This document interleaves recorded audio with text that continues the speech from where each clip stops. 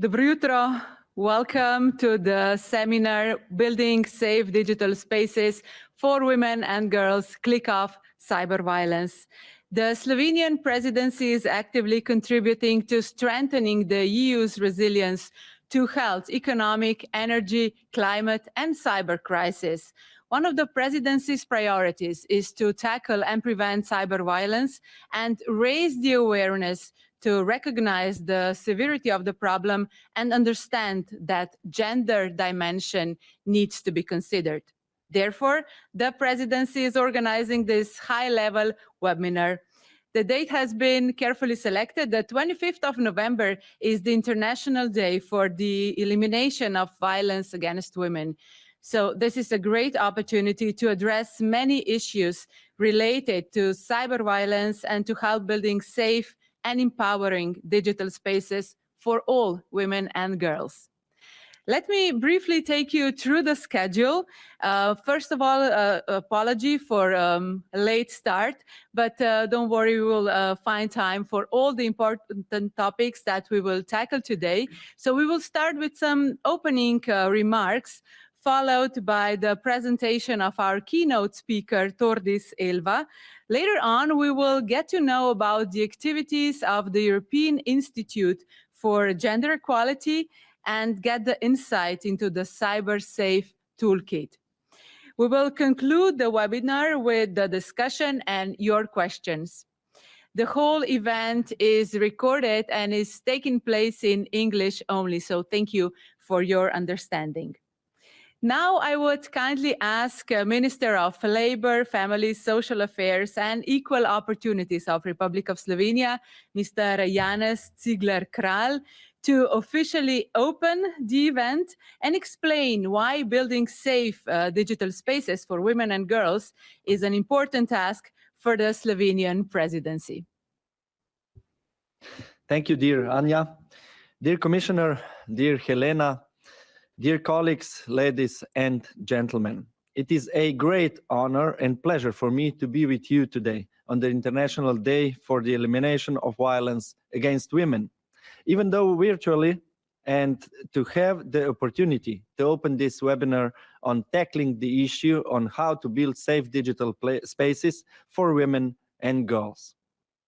Before we start, let me warmly welcome and thank our introductory speakers. First, Mrs. Helena Dalli, Commissioner for Equality, who agreed to join me in this opening session to address many common EU challenges with today's topic sets for us. Secondly, our two trio partners, the Portuguese Minister, Mrs. Mariana Vieira da Silva, and the German State Secretary, Mrs. Julian Seifert. And thirdly, Mrs. Evelyn Rigner, Member of the European Parliament and the Chair of the FEM Committee, who will each present their own perspective and experiences related to the topic we are discussing here today. I'd also like to warmly welcome Mrs. Carly-Anne Scheel, the Director of the European Institute for Gender Equality, which plays an extremely important role in promoting gender equality in the EU and supporting informed decision-making in this area. Last but not least, a very warm welcome to our keynote speaker, Mrs. Thordis Elva Thorvaldsdottir, the Chairperson of the Nordic Digital Rights and Equality Foundation. We all know that equality between women and men is one of the European Union's founding values.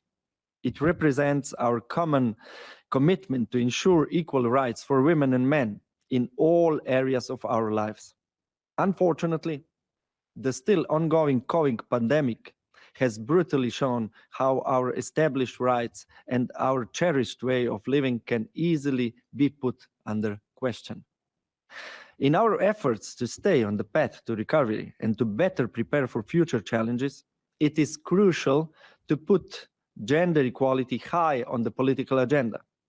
It should be repeated again and again that the green, digital, and demographic transitions have to be just in order to ensure that no one is left behind. When I say no one, I mean that we have to make sure that we prepare and adopt measures that are beneficial to both women and men. One of the ways to do that is to actively pursue the goals set in the Gender Equality Strategy 2020 to 2025, which represents a good strategic framework and commitment to promote gender equality and to push forward the rights of women, not only in the EU, but also in the member states. Slovenia remains committed to achieving the highest standards in the field of gender equality and combating violence against women and girls. Under the slogan Together, Resilient Europe, the Slovenian presidency has actively contributed to strengthening the EU's resilience to health, economic, energy, climate, and cyber crisis.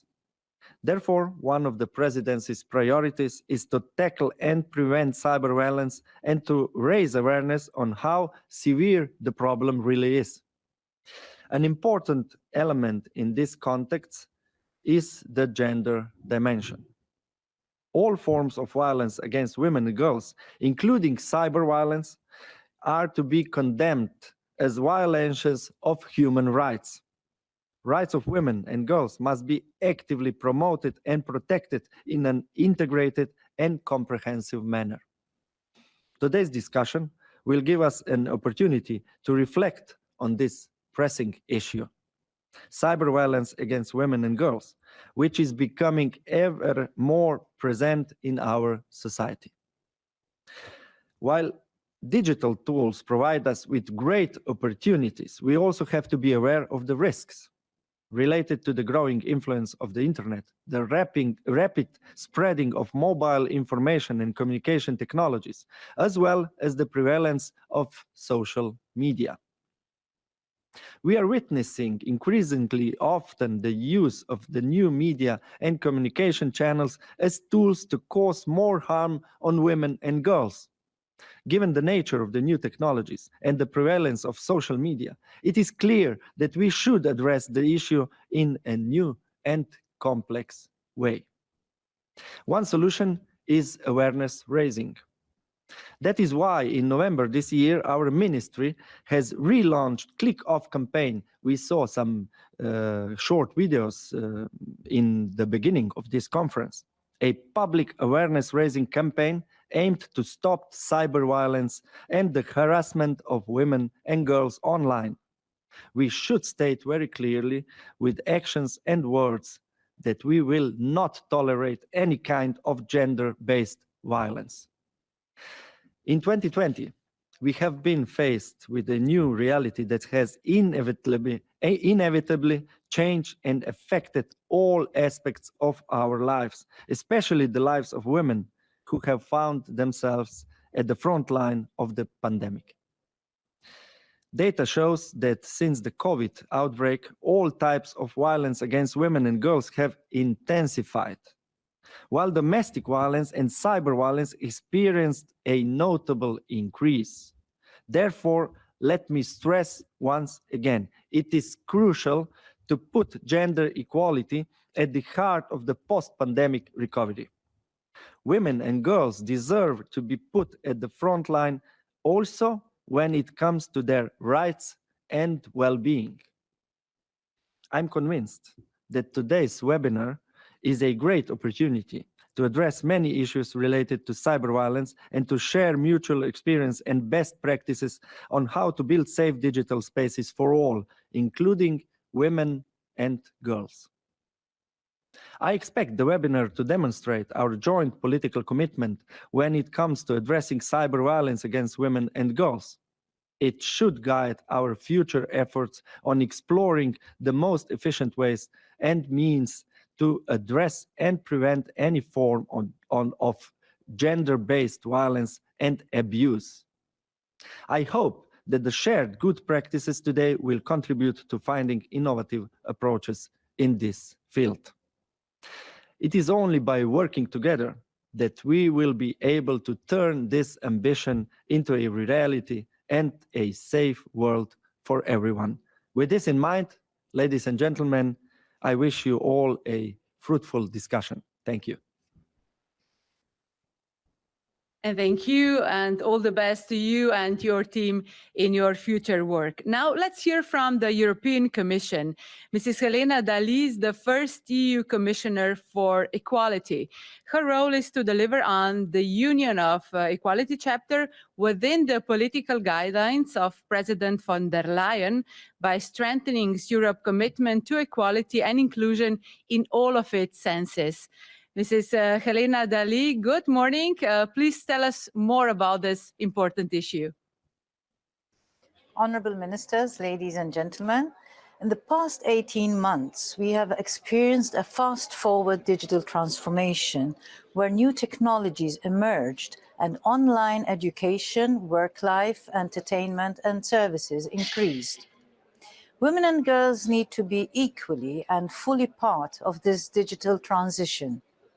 The online environment has allowed women and girls in unprecedented ways to network, gather information, share their opinions, and contribute to activism, as well as public and political debates. But the online environment also poses increased challenges. The gender equality strategy emphasizes that online violence against women has become pervasive in recent years. Studies show that gender-based bullying, harassment, and abuse on social media can have far-reaching impacts on women's and girls' lives. I think of incidents such as intimate photos of women and girls being shared without their consent, or harassing messages with sexual connotations and material being sent. Women can also be targeted with non-explicit content.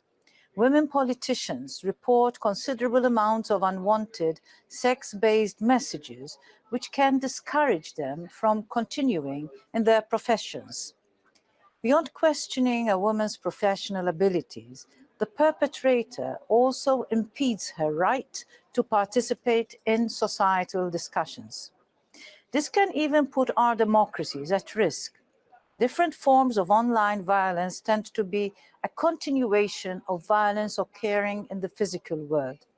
The perpetrators of physical and sexual violence often continue to target their victims on social media and other digital channels.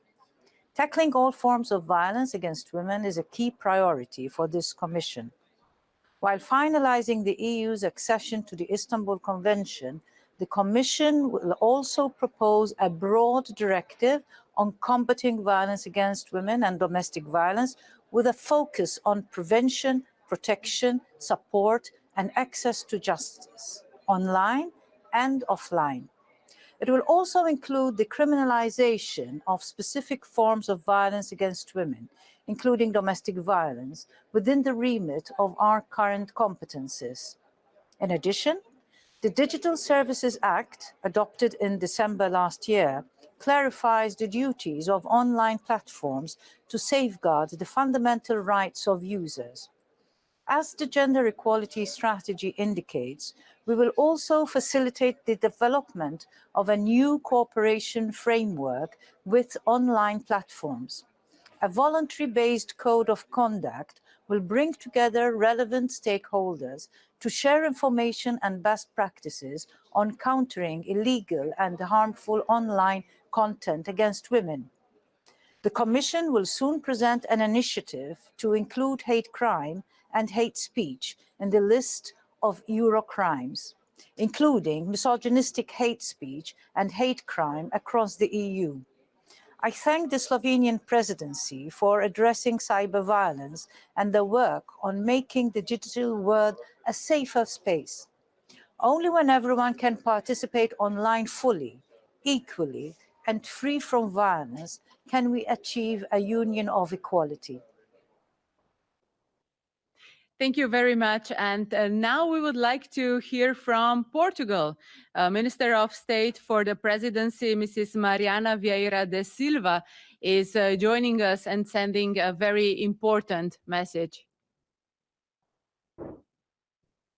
Honorable speakers and colleagues, I'm very honored to take part in this opening session. I would like to commend the Slovenian presidency, our trio partner, and in particular Minister Janez, for organizing this high-level webinar and promoting the discussion of such a pressing issue in our societies.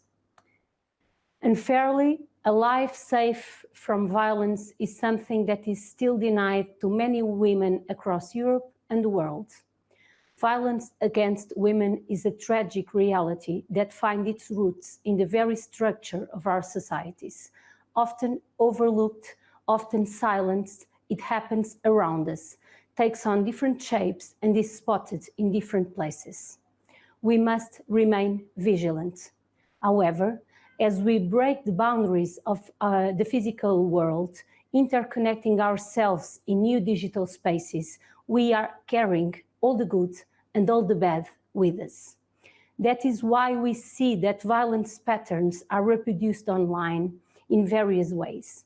And we also see that it unevenly affects women and girls. But how can a growing phenomenon in a seemingly boundless online world be countered?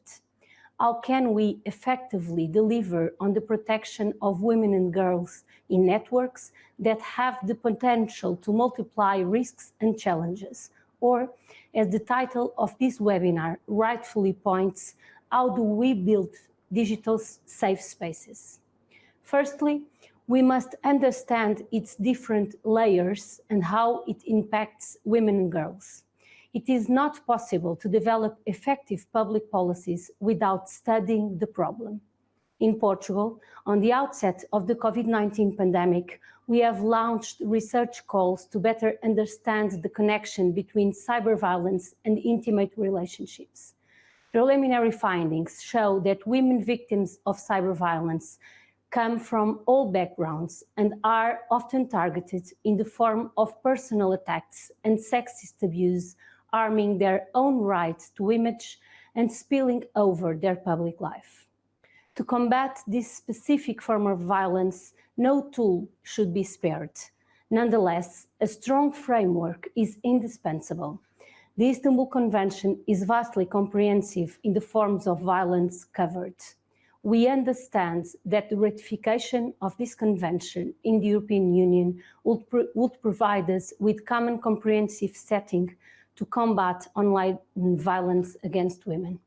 There is no room for violence in the European Union, and we must support the European Commission in its endeavours to tackle this issue when putting forward a new legislation to prevent and combat violence against women and children. I call on all of us to deliver on this ambition, to create a Europe free from violence. Breaking unbearable cycles of fear and insecurity is a challenge that summons all of us. Thank you once again to the Slovenian presidency for organizing this conference. I wish you all a fruitful and productive conference. Thank you. And thank you. As you know, the trio presidency, Germany, Portugal, and Slovenia, is working very closely on different issues. And today we can also experience this cooperation. That is why we are moving to Germany now. I would kindly ask State Secretary at the Federal Ministry for Family Affairs, Senior Citizens, Women and Youth, Mrs. Juliane Seifert, for some opening remarks. Thank you very much. Dear Minister Ziegler-Krall, ladies and gentlemen, just imagine this evening after the conference, you are checking your emails and social network accounts. Suddenly, you realize that there's something wrong. People you do not know and have never met are sending you messages with information about your private life. They do not only know your private address, they are also commenting on the color of your living room, and they are making jokes about your job position. They are threatening you by writing, "I know where you live and that your child attends Konrad Duden Primary School. It is a long and lonely way home and a long and lonely way to school, isn't it?" And much more. What has happened? Maybe you were doxxed. Doxing means that strangers collect private information about another person. For this, they sometimes even hack into the victim's social accounts or smartphones.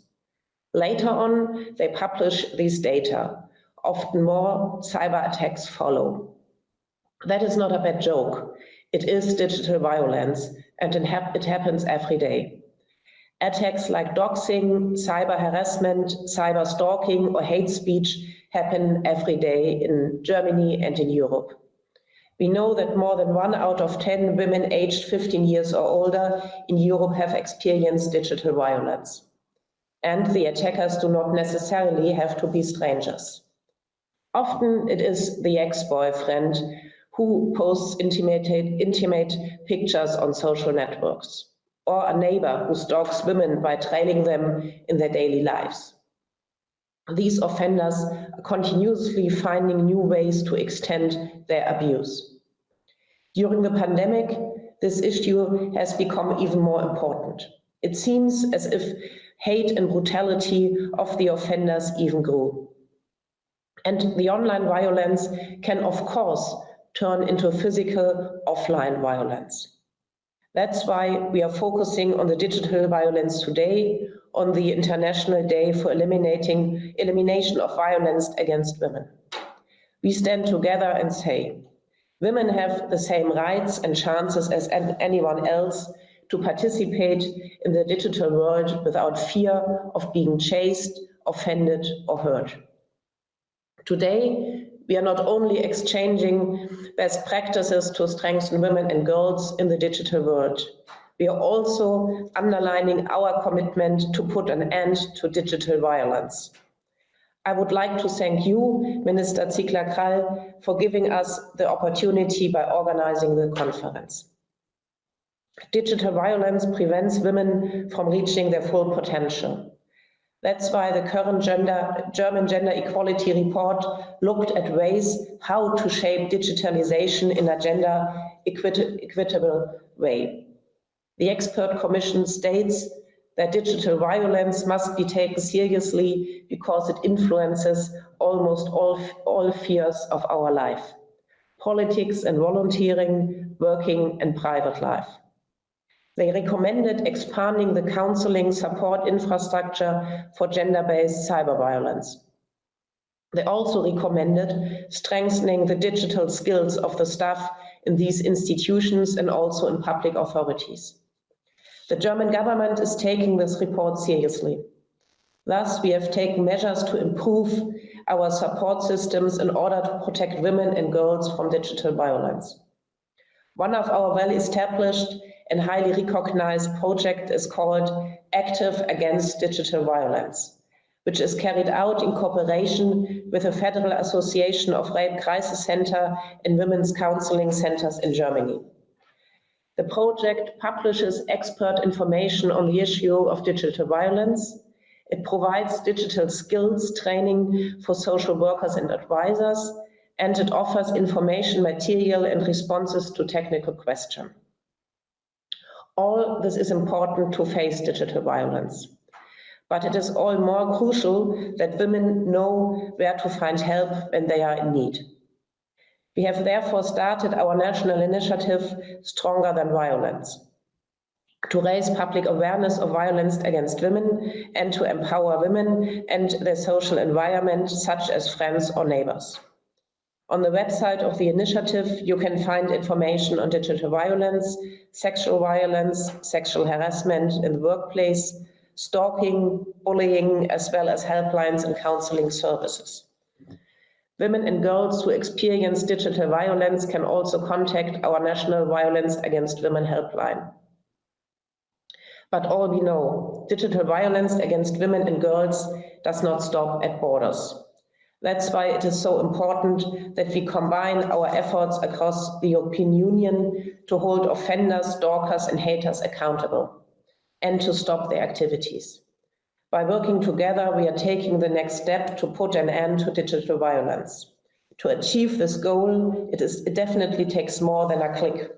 It takes courage, and it takes knowledge on how to counter and prevent these attacks. That's why we are here today, and I thank you for your participation, and I'm looking forward to the results. Thank you very much, and a good day to all of you.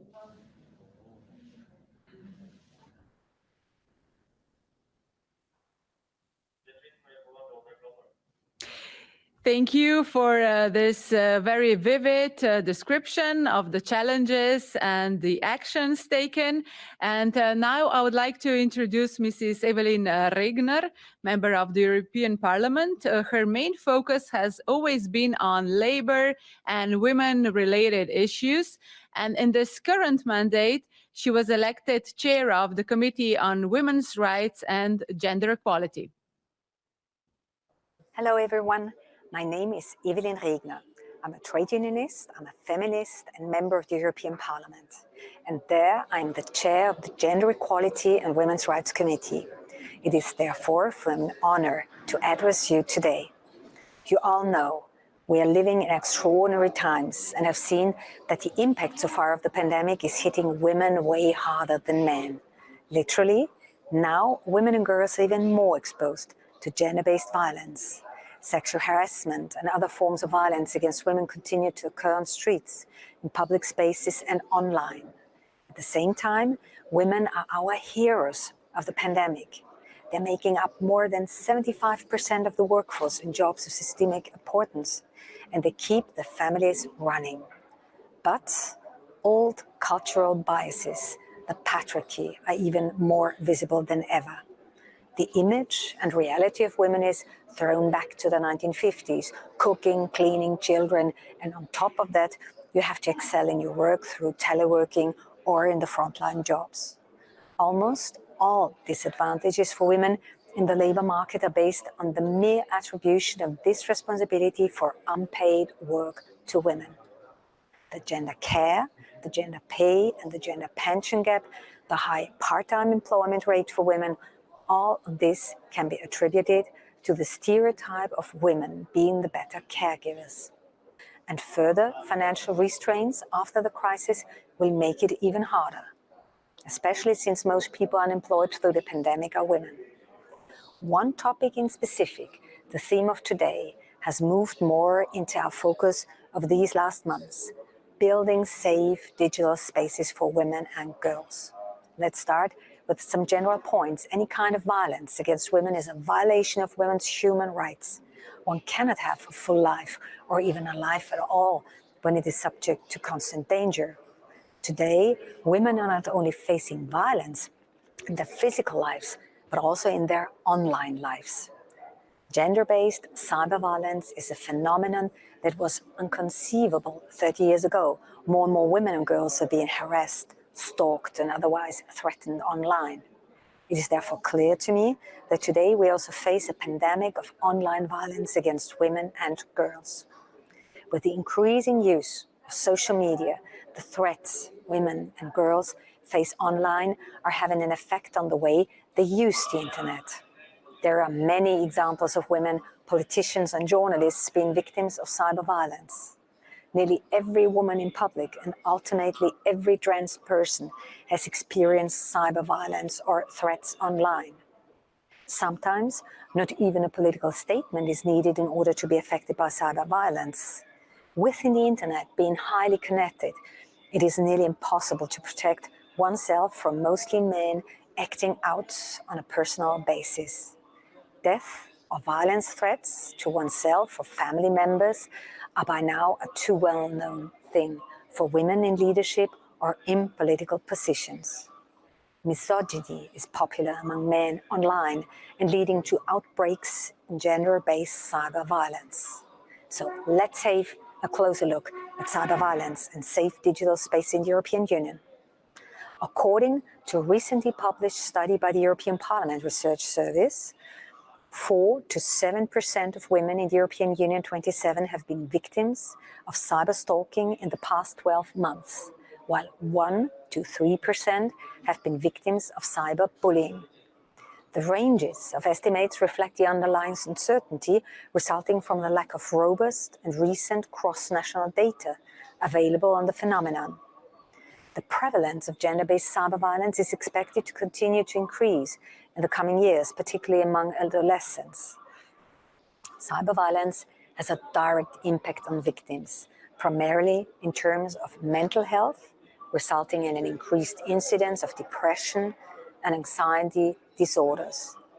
Cyber violence does happen to women in nearly every online communication we can think of, when selling second-hand goods, for example, online, clothing, when sharing research or work outcomes on feminist topics, or topics which might be controversial for some, when sharing private content to a considered so-called private audience, when using online dating platforms. So, in all varieties. The threshold to act violent or overstep boundaries is much lower online than offline, since hiding behind almost an anonymous profile gives the predator safety and a feeling of power. And therefore, threats, sexual harassment and stalking is easier acted out and done with less second thoughts than offline. And applauding online community of other men who act similar is enforcing this behavior and often leading to violent shitstorms. The social and economic repercussions are obvious. The withdrawal from public debate, costs associated with seeking legal and medical assistance, repercussions on the labor market in terms of reduced attendance at work, risks of job loss or reduced productivity, and reduced quality of life due to the poor mental health itself. Some of these effects are in addition to other forms of discrimination faced by women, such as the gender pay gap in the labor markets. And, of course, these effects have an intersectional dimension and need to be seen alongside other forms of discrimination and hate speech against lesbian, gay, bisexual, transgender, intersex and questioning people, so LGBTIQ+, as well as women from racial minorities and different religious communities. We know from past research that women activists of color and Black women activists in particular are disproportionately affected. The coronavirus pandemic has potentially exacerbated the situation as people's social lives have moved online. These impacts generate costs for victims and to the society. Some impacts are tangible and can be translated into economic costs, while others are intangible and cannot be monetized, despite their major importance. The above study quantified some of the costs of gender-based cyber violence. Those costs include health costs, legal costs, labor market costs, and costs associated with reduced quality of life. The study's economic evaluation estimates the overall costs of cyber stalking and harassment to be between 49 and 89.3 billion euros. 49.0 and 89.3 billion euros. I repeat that, that's enormous. The largest cost category is the value of the loss in quality of life, which accounts for more than half of the overall costs, about 60% for cyber stalking and about 50% for cyber harassment. Labor market impacts are also considerable, together accounting for about 30% for cyber stalking and 35% for cyber stalking, with the highest costs for the latter due to lower labor market participation. Healthcare and legal costs, while contributing less to overall costs, are also substantial. Being aware of the costs of cyber violence is one thing. Another major issue is the lack of institutions or legal basis to turn to whenever someone is affected by cyber violence. In most member states, there are barely suitable laws to tackle cyber violence, online stalking and sexual harassment online. So even though victims can prove what happened to them online, there are no serious consequences for the perpetrator. And therefore, victims of cyber violence are often left alone with their struggles and not taken seriously. Answers like, then just don't look at it, or just make a new profile, and so on, are common for victims to hear. So now, what is the European Parliament doing to build safe digital spaces for women and girls? The European Union needs to act quickly, because member states react and act differently to cyber violence, and we need some level of harmonization. Therefore, we need to encourage good regulatory practices. Tech companies must urgently step up to improve the safety of the platforms so that everyone can access to the web's benefits without fear. Firstly, they need stronger rules to tackle illegal content online. Secondly, they need to provide users with more control over what they see online, including being able to opt out of content curation altogether and to make them less dependent on algorithms. And thirdly, they need to be more transparent on the monetization policies of online platforms. We also need to integrate awareness on how to behave online in our education systems. Cyber violence came with the rise of the internet and digitalization, and therefore we need to raise awareness for young and old on how to behave online and how to respect boundaries and inherent the digital skills of every woman and girl. The internet must not be a lawless place. It needs to be a safe place for everyone. Harmonizing legal definitions, tackling lack of awareness and underreporting, or the need for more research and data should be part of a comprehensive European Union's policy to combat online violence against women. The Committee on Women's Rights and Gender Equality, together with the Committee on Civil Liberties, Justice and Home Affairs, is working on an own initiative legislative proposal aimed precisely at combating gender-based cyber violence. This proposal asks the Commission to present a proposal for a directive on gender-based cyber violence.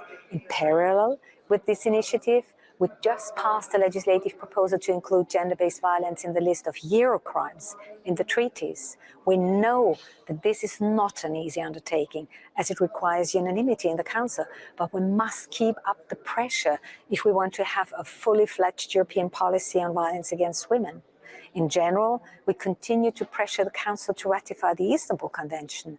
The recent opinion of the Advocate General of the Court of Justice, if confirmed by the Court, would allow the Council to ratify the European Union's accession to the Istanbul Convention by a majority rather than by unanimity of the Member States.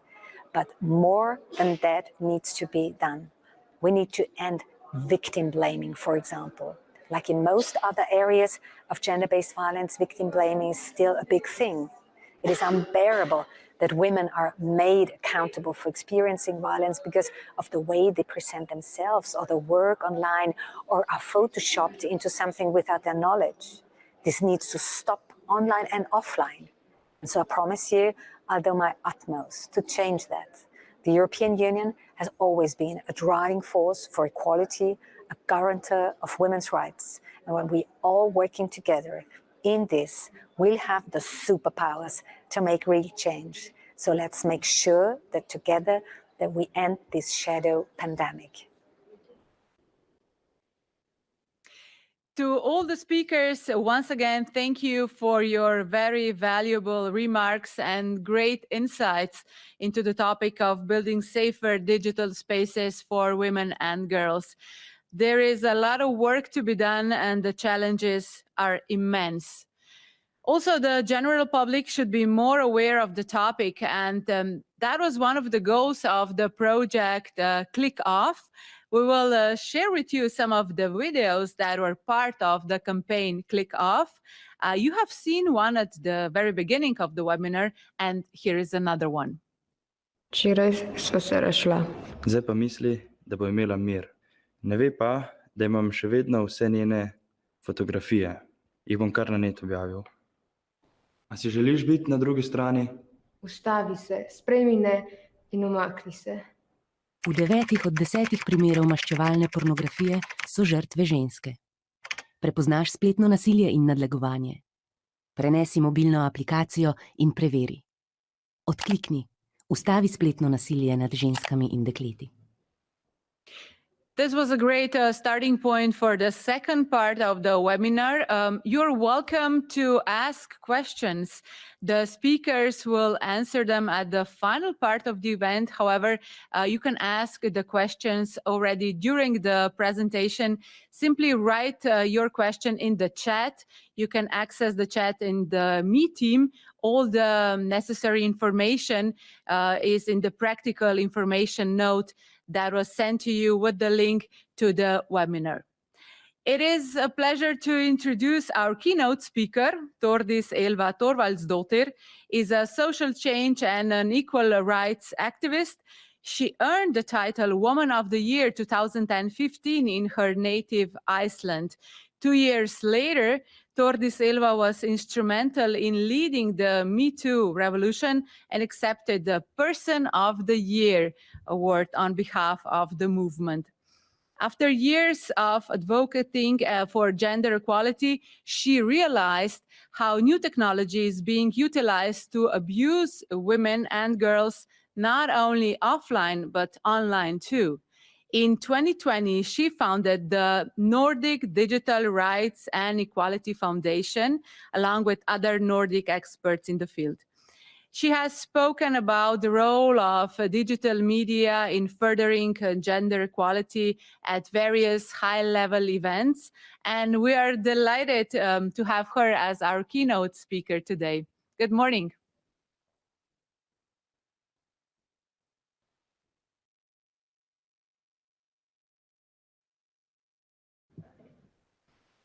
Thordis Elva, I'll just kindly ask you to put on your microphone.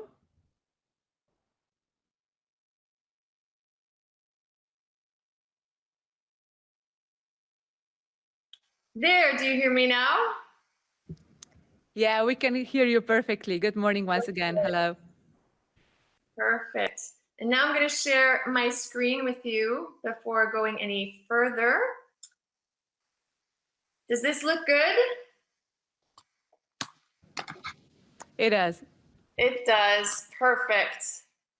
Well then, I want to begin by thanking you so much for that kind introduction.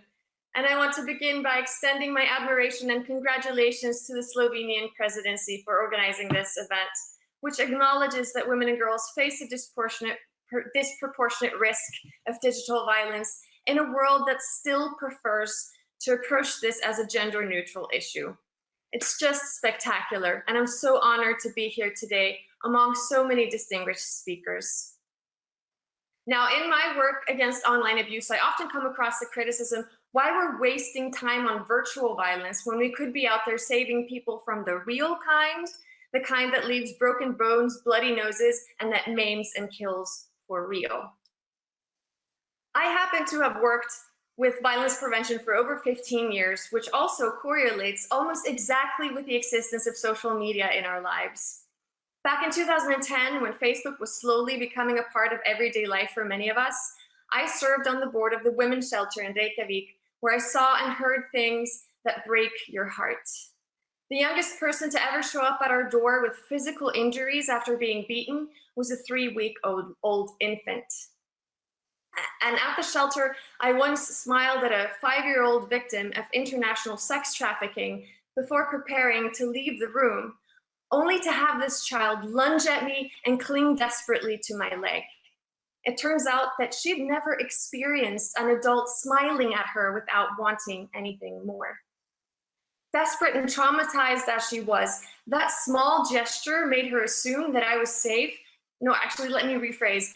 It made her willing to take the risk that I could be someone that she would be safe with. So that's the year 2010, and the women who came to the shelter with the bloody noses and the broken bones told us that they could not leave their abusers. Now, leaving an abuser has always been hard and even life-threatening throughout history, but these women were telling us a new story, that their abusers had filmed them during sex, taken nude photos of them while they were sleeping, and they made it very clear that all of that would be uploaded onto the internet if the woman tried to leave. She'd lose everything, her social standing, her job, the custody of her children, but most importantly, her dignity, the very reason why she could still get out of bed in the morning and face the world. It dawned on me that digital violence was locking women into destructive relationships where they could lose everything if they stayed, but it was better than the guaranteed loss they would face if they left. Online abuse was the missing piece of the puzzle that not only cemented all the other violence, but amplified it as well. And that 5-year-old sex trafficking victim, where do you think she was bought and sold? On the internet. Digitally mediated violence is an integral part of a chain that links intimate violence, violent societal structures, and ideological and political violence, says Tuija Saresma, a senior university researcher from Finland. Now, speaking of, we know that there's a link between hate speech and hate crimes. British researchers statistically modeled the effect of online hate speech on the incident rate of hate crimes on the street, and finding that the incident rate of racially and religiously aggravated violence increased by up to 100% with an increased volume of hateful tweets. And we also know that hate crimes increased in correlation with Trump rallies, according to a US study. So, similarly, online violence is a part of the continuum of violence against women and girls, with the majority of women who've been stalked and nearly half of domestic abuse victims having experienced both online and offline abuse from their perpetrators. It's clearly overlapping and amplifying the harm. According to a Swedish study of online hate, 71% of offenders are male, 3% are female, and 26% whose gender is unknown, which is actually similar to other findings that also show men being greatly overrepresented among perpetrators of digital abuse. And as Polly Neat says from Women's Aid, online violence is the backdrop that allows other violence against women to take place. Now, speaking of a backdrop, in order to prepare for this webinar, I Googled my fellow speakers and found some of the hate speech and online abuse that you face that mirrors much of the abuse that I get myself. I found comments from people who question our integrity, our mental health, even our human rights. I found the porn sites that claim that they have our videos, and comments from people who fantasize about sexually assaulting us. And as always, the abuse is worse for us, we're female. But what you see here on this slide does not make us unique. In fact, 73% of women have endured cyber violence, according to the UN Broadband Commission. Now, don't worry about not being able to read everything on my slides. We'll make sure that they're available to you after the seminar. But simply put, when it comes to online abuse of women and girls, the situation is bad. It's worse if you're disabled, it's worse if you're LGBTQ+, and if you're a Black woman, you're 84% more likely to be abused on Twitter than your white counterparts. According to a 2020 study by the Swedish Defense Agency, where 5 highly visible professions were studied, including politicians, comedians, journalists, musicians, and influencers, women received more online abuse than men across professions and are sexually harassed 3 times more often than men. And a Finnish study also from last year showed that the most common hate speech to describe a personal characteristic was the word whore, a word that is commonly used to denigrate women on a global scale. So that gives us some indication of just how highly gendered this phenomenon is. But the internet does not exist in a vacuum. It's very much a continuation of our offline reality, where men are the dominant group in terms of power and influence, as you can see on this slide, which is a direct result of laws and traditions that made it impossible for women to have full citizenship and civil liberties until very recently in our human history. Even in my home country of Iceland, the leader of the World Economic Forum's Gender Equality Index for 11 consecutive years, ladies and gentlemen, and we still have a persistent gender pay gap, and 42% of women claim to have been physically or sexually assaulted at the hands of a man. Globally, 9 out of 10 people are biased against women, which is a backlash from previous years. A third of people believe that a man should have the right to beat his wife.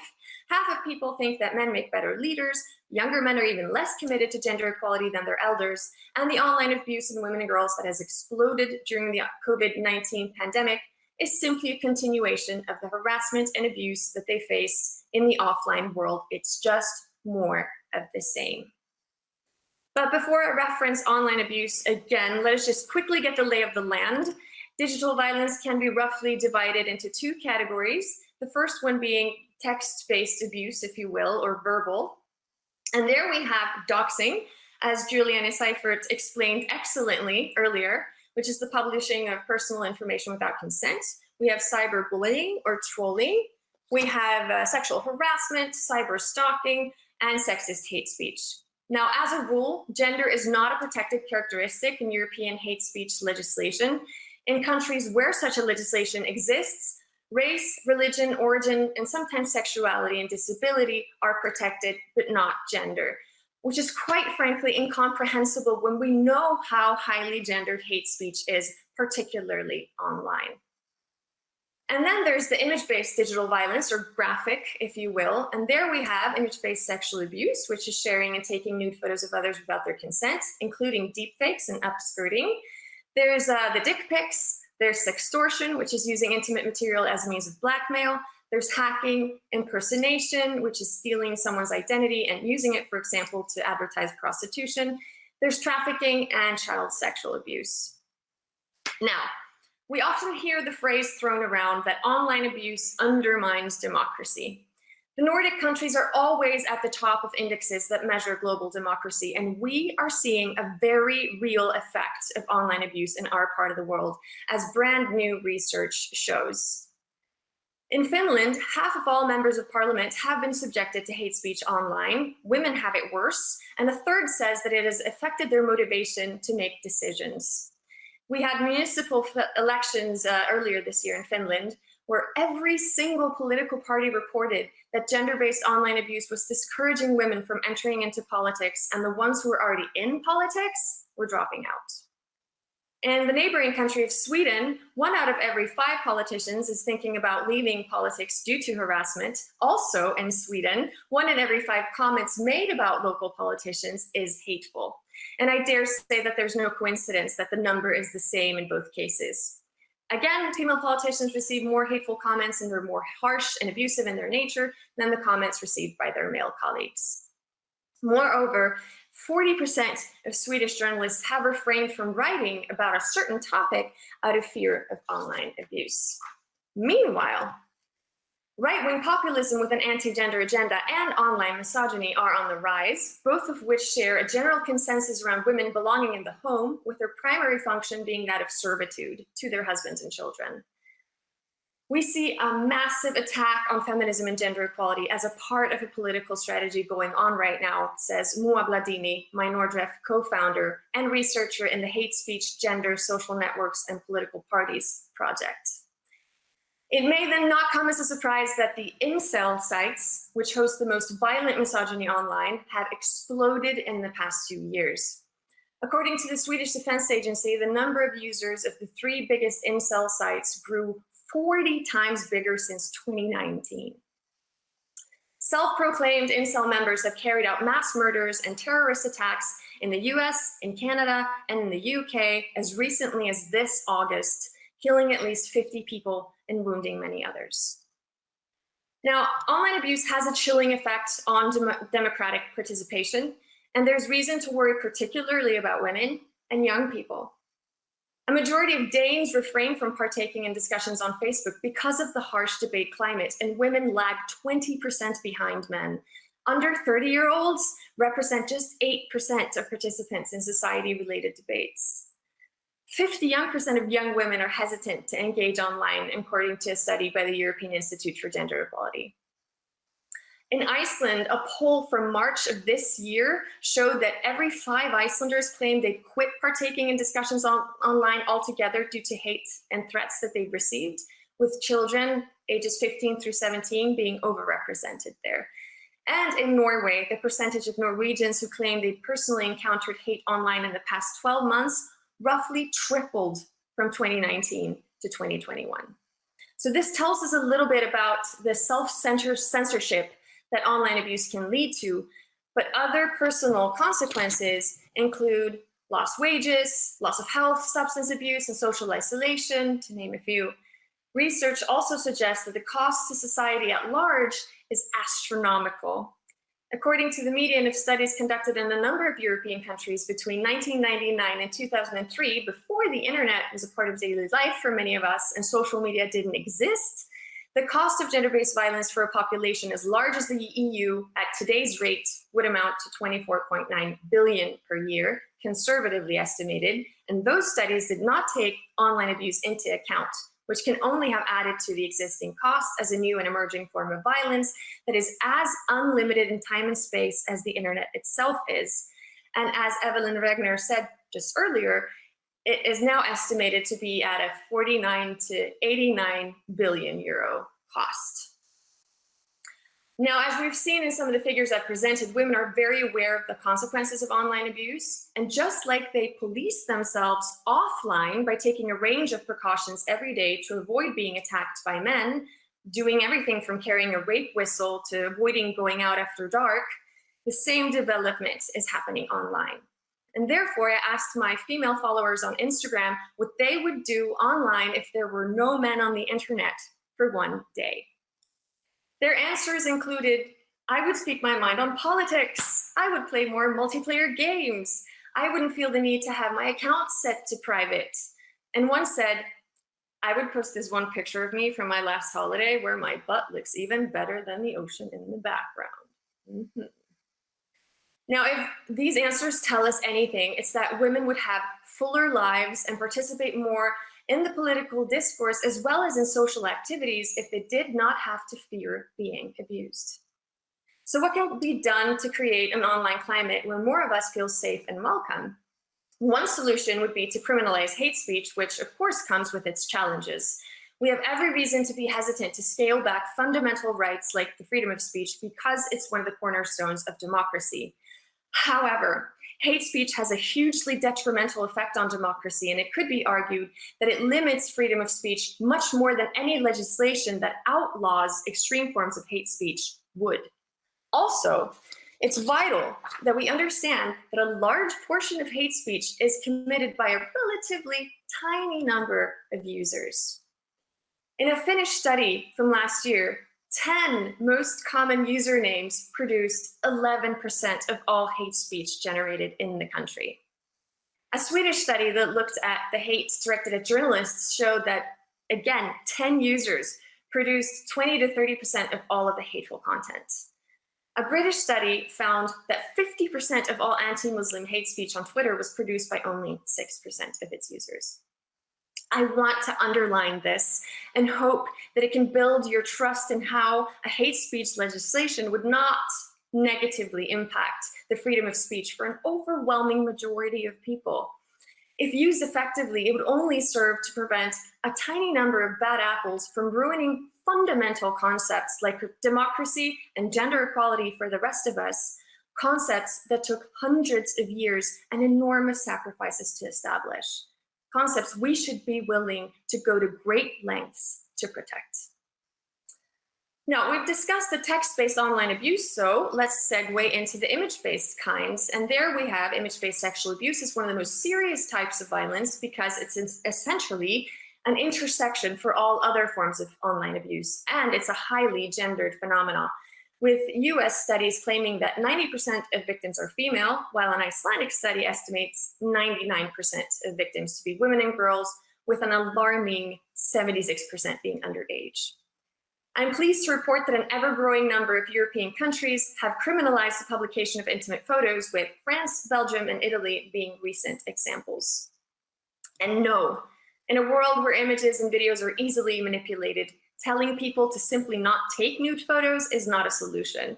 And it's also problematic because it's not the taking of the photos that's harmful, it's the non-consensual sharing. And that's where the responsibility lies. Doxing is a central part of the problem because victims are often tagged with their full names and sometimes even home addresses in their images, and hateful comments are subsequently written about them, which amplifies the harm done to the victim. It also means that the next time someone Googles the victim by name, these sites will potentially show up. I Googled a 17-year-old girl whose nude photos had been shared without her consent and got 16,200 results that were almost entirely porn. This child's digital reputation was saturated with some of the darkest corners of the internet. And albeit there are tools, such as the right to be forgotten, which can be helpful, there's no guarantee that she will not have to deal with this for the unforeseen future. Needless to say, nobody wants to land in this situation, which means that a nude photo or a sex tape in the wrong hands can become an extremely dangerous and effective weapon. It makes women and girls vulnerable to sextortion at the hands of abusers like Abdul Elahi and Mark Yields, both of whom had their victims carry out unspeakable acts of violence and cruelty towards themselves and others, including children as young as 8 months. My colleague who's working with the National Crime Agency on the Elahi case told me that victim impact statements were taken from all 79 victims who are part of the criminal case, all of whom are women, and every single one, the first thing they wanted was the removal of their online content that is abusive of them. That's how important that is. The top priority to victims is ending the abuse, and it matters more to them than punishing the offender. In fact, had removal help been available to Hope, to Jessica, to Amanda, to Veronica, to Rete, to Audrey, they might still be alive. It's the inescapability of online abuse that impacts every aspect of life, which ends up being what makes some victims see suicide as their only way out. Now, I know it's easy to get deflated when looking into the dark reality of online abuse, which is why I intend to bring you back to the fact that there are so many things we can do together as well as individually to reverse this development and make the internet a safer and better place, not just for women and girls, but for all of us. But first, I want you to imagine just for a second, if we did not have a word for COVID-19. Imagine if all we had was a seemingly unconnected cluster of symptoms such as fever and coughing and respiratory problems, and we had no idea how they were interlinked. Imagine if we did not know which populations were most vulnerable against COVID-19. It would make fighting the pandemic impossible, or at least very, very hard, as well as protecting those who need it the most. And I say this because Europe is currently lacking a holistic framework to combat violence against women and girls in all of its forms, between member states as well as within member states. Online violence must be included in such a directive as a framework concept, including provisions for the criminalization of specific forms of online violence. To quote Asha Allen of the European Women's Lobby, the EU has a unique opportunity to define online violence and has a responsibility under the Charter of Fundamental Rights to ensure the equality between women and men and non-discrimination in all of its activities. That means online as well as offline. Now, a directive like this could serve to synergize existing and upcoming legislations and treaties related to violence against women and girls, of which we have plenty.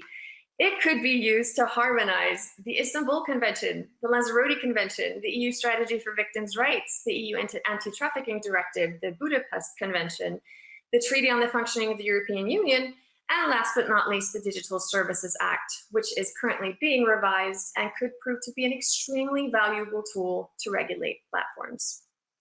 Again, a framework that unites all these fragments to effectively combat all forms of violence against women and girls would be a game changer. Needless to say, education is a key element in raising awareness about this issue. Both school children and the wider public need to be taught what their digital rights are, what online abuse is, how harmful gender stereotypes underpin violence against women, and it's of particular importance that children receive comprehensive, age-appropriate sex education that includes the digital dimension and addresses the harmful gender roles and violence that's common in mainstream pornography. And of course, relevant professionals need mandatory and continuous education and training on gender-based online abuse. When it comes to legislation, currently the single biggest problem that we have is that online abuse is gendered, but the legal response is gender neutral, even when it comes to such offenses as image-based sexual abuse, which is overwhelmingly and systemically targeting women and girls. To quote my fellow Nordref co-founder, Maria Rún Bjarnadóttir, who wrote the Icelandic legislation on sexual privacy, if we do not recognize the systemic harms that are taking place, the legislation is hardly meeting its purpose. Ergo, a gender perspective needs to be applied when writing and adapting existing laws that criminalize all forms of online violence. In terms of regulating platforms and internet intermediaries, whistleblower Frances Haugen told the world 2 months ago that Facebook has known, at least since 2018, that European political parties exploit polarizing, divisive content to reach citizens at a faster pace and at a larger scale, as it's 5 to 10 times cheaper than other content, she said, literally subsidizing hate on these platforms. The data Haugen leaked also showed how Instagram can have a disastrous effect on the mental health of teenage girls. So platforms and intermediaries should be held responsible for prohibiting all forms of online violence against women. They should prevent gender bias in all of their design. They should moderate content effectively and swiftly and make it easy for us to flag abusive content and request its speedy removal. They need to cooperate with law enforcement. But last and not least, the Digital Services Act, again, could and should be harnessed in this respect. But another presentation altogether could be given on that subject, so I'll just say that we have a once-in-a-generation opportunity to create new rules for our digital world and set a global standard for the future. We have to get this right, people. Now, that said, we can't solve a problem that we know nothing about, so online abuse needs to be monitored and researched, which we are legally obliged to do anyway under the Istanbul Convention and the Victims' Rights Directive. Such research needs to include an intersectional approach. When it comes to the police, as a rule, they're ill-equipped with combating online abuse. They need mandatory and continuous capacity building, education, equipment, and training to do so, not least if they're tasked with helping victims remove harmful content from the internet. And this is a matter of cross-border crimes, so international cooperation between law enforcement is necessary, as is the option for victims to report crimes digitally. Because listen up, it's frankly outlandish if you're a victim of an online crime to have to physically walk into a police station during office hours that may or may not be open to you if you're victimized during a weekend. And once you get there, you have to file a police report on paper, having to spell out that the scene of the crime was www.twitter.com/jondo/ref78-cc24387, and then that is spread to 50 other websites with equally long indecipherable addresses that you have to make sure are written down correctly. In a digital world, we have to have digital means to report offenses. Now, local media has to be held accountable as well as global social media platforms. Now, on this slide are pictures of 4 Icelandic women's rights advocates whom the local media regularly throw under the bus, so to speak, to generate clickbait. These women have their social media accounts monitored by the media, who regularly take something that they write out of context, write a misleading headline that generates a storm of hate and mob attacks on these women, which in turn generates traffic to the media's websites. So profits are being made this way at the cost of women's mental health and well-being, as well as the advocacy work that the women who are abused this way carry out. Make no mistake about it. The hate and abuse of women is extremely lucrative. The most harmful and galvanizing content makes users spend more time on platforms, and there's no coincidence that 90% of mainstream pornography includes abuse of the female performer. While it remains enormously profitable to create and distribute content that either displays violence or incites it, progress in this area will not be made effectively. Moving on, NGOs that offer support services to victims of gender-based violence need to be equipped with the expertise and funding to offer legal and technical help to victims of online abuse, including removal help, and removal guides need to be readily available online in the local language. Now, that's what victims need. Perpetrators, on the other hand, could use outreach programs if we're serious about preventing them from offending. The researchers in the Angry Internet report, commissioned by the Nordic Council of Ministers, interviewed members of the incel communities, and some of their most important findings were that the men and boys behind some of the most violent misogyny online are depressed, sad, and lonely, with as many as 2/3 having contemplated suicide in the past year. Self-harm, including genital mutilation, is not uncommon. They realize that the incel forums are bad for their mental health and well-being, but it's better than having no place of belonging at all. The conclusion of the report was that shutting down incel sites would not solve the problem, but targeted outreach programs similar to other anti-radicalization efforts could potentially work. But at the end of the day, we can talk ourselves blue in the face about ways to counter violence against women and girls and get absolutely nowhere if we do not have the defining ingredient, which is will. Men and boys make up the large majority of perpetrators behind the online abuse of women and girls. And after 15 years of doing this work, it is not my experience that men and boys care about this issue in general. I don't need to see the list of participants in this webinar today to know that women and other genders greatly outnumber men. It's the way it's always been throughout my career. But the role of men and boys is absolutely crucial in this fight. I don't think that the issue is that too few men and boys see themselves as being part of the problem. I think the issue is that too few of them see themselves as being part of the solution. And therefore, we need to make targeted efforts to bring men and boys to this table, not as proof that they acknowledge the humanity of women and girls, but because their own humanity depends on it. Gender-based violence is one of the biggest threats to the lives of women and girls worldwide, and remaining silent or neutral about it is not a viable option. Not for men, not for women, not for anyone. But that's going to take time. And meanwhile, we need you who are sitting on political power to fund the efforts, to write the legislation, and listen to the survivors who are telling you what's necessary to create the world that we all need and the life free from violence that we all deserve. Thank you.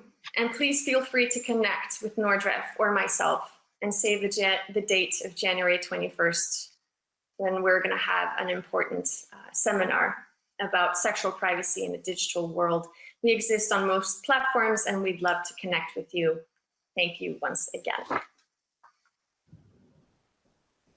Thank you for this very interesting presentation, and all the best for your future work and your future endeavors. And it's also great news that you will stay with us for the Q&A session. Thank you once again, and looking forward to the Q&A session. And now let's move on to the European Institute for Gender Equality, which is the only European Union agency focusing exclusively on gender equality. Its seat is in Vilnius, Lithuania, and since February 2020, the Institute is led by Karlin Scheele, who is joining us today and will tell us more about the Institute's work on preventing cyber violence. But first, a few seconds for a video and the Click-Off project. Ko smo se preselili, sem šla v novo šolo. Upala sem, da bom hitro dobila nove frendice. Potem se je pa začelo. Facebook, Instagram, Snapchat, povsod so se me lotili. lažni frendi. Žaljivke, lažijo meni. Sploh se ne konča. Ne želiš si biti na drugi strani. Eno od 4 evropskih najstnic ustrahujejo, žalijo njen izgled in obrekujejo na spletu. Prepoznaš spletno nasilje in nadlegovanje. Prenesi mobilno aplikacijo in preveri. Odklikni. Ustavi spletno nasilje nad ženskami in dekleti. So now I'd like to welcome Karlin Scheele, Director of the European Institute for Gender Equality. Great to see you. Good morning, everybody. It's a pleasure to be here today in this very important webinar. And I would like to thank the Slovenian presidency for inviting EIGE. And yes, I mean, what we've heard so far is very impressive. And I would like to present to you what EIGE has been doing so far on this specific topic. Every day, really every day, millions of people do things online that have a big impact on their lives. They rent apartments, take part in job interviews, and invest in stocks and shares. Cyberspace is clearly a real place. Yet somehow we still have a hard time accepting that online violence is as real as offline violence. And some people believe that when violence is online, it can simply be ignored or shrugged off. Women who are harassed or stalked online are frequently told to change their privacy settings or to go offline for a while. This is despite the fact that research from the European Institute for Gender Equality, the EU's Knowledge Centre on Gender Equality, has found that the online and offline spheres are not separate spaces at all. For one, women and girls who have experienced sexual harassment, stalking, or violence from an intimate partner in the physical world are also often victims of online violence from the same person. On the flip side, violence that begins online, in particular stalking, can often bleed into the real world. Abusive partners can also use digital tools to control their victims and make it impossible for them to escape. This became an even bigger concern during the COVID pandemic, when so much of our communication went online. Second, we see the same patterns in the online space as we do offline. For example, we see the same groups of people singled out for hostility, discrimination, and violence. This includes women, as well as people from ethnic minorities and the LGBTI community. Just like the so-called real world, the cybersphere is not a neutral space. Last, what goes on in cyberspace has real consequences. We've already heard this. Cyberviolence has psychological, social, and financial repercussions for victims. An act of violence against a victim, whether it's verbal abuse or the sharing of an intimate video, can end up being seen by millions of people as a result of a few malicious clicks. No wonder then that the psychological impact of cyberviolence most commonly includes anxiety, distress, social withdrawal, paranoia, and depression. And all this can lead to victims underperforming at work, university, or school, and subsequently losing their job or study place. The impact on victims also has a wider ramifications on society, with the European Parliament recently estimating that gender-based cyberviolence costs the European Union up to 89 billion euros each year. Just to be clear, to put it in perspective, 89 billion euros is equivalent to the GDP of the country where the European Institute for Gender Equality is based, Lithuania, added to that of neighboring Estonia. Thankfully, even though cyberviolence is still a relatively new phenomenon, almost every EU country has some form of legislation against it. However, the definitions of cyberviolence vary greatly across countries, and the majority do not have specific provisions on cyberviolence against women and girls. There are some notable exceptions. Last year, Romania became the first EU country to adopt a standalone cyberviolence law. The prevalence of cyberviolence makes this a positive step in itself. But the law also recognizes the gendered nature of much online violence, classing cyber harassment as a form of domestic violence. This misses the gendered nature of cyberviolence. Indeed, both women and men, and girls and boys experience cyberviolence, but the violence faced by women and girls is different. It includes digital voyeurism and non-consensual pornography, or revenge porn, as it's commonly called. Cyberviolence against women and girls also tends to be more severe. Ignoring gender in cyberviolent laws also results in a lack of evidence on which to build effective responses to cyberviolence. Currently, we have very little sex disaggregated data, which would shed more light on who in particular is targeted, using what tools, and by whom. This is why we, at the European Institute for Gender Equality, are collecting all data and evidence on cyberviolence that is available across the EU member states. We are analyzing the concepts, definitions, and terminology each country uses when referring to different forms of cyberviolence. such as cyberbullying, cyberstalking, and cyber harassment. We focus on cyber violence against all women and girls over the age of 13, which is the minimum legal age to open a profile on most social media platforms. This is particularly important because young girls tend to be very active users and at the same time, very vulnerable ones. Based on this unprecedented mapping exercise, we will propose new definitions of cyber violence against women and girls to help EU countries map the many different forms of this violence. All this will lay the ground for EIGE to develop a set of indicators that will enable the collection of rich and comparable data across the European Union. This data will give governments the information they need to pass evidence-based policies and laws to properly tackle cyber violence.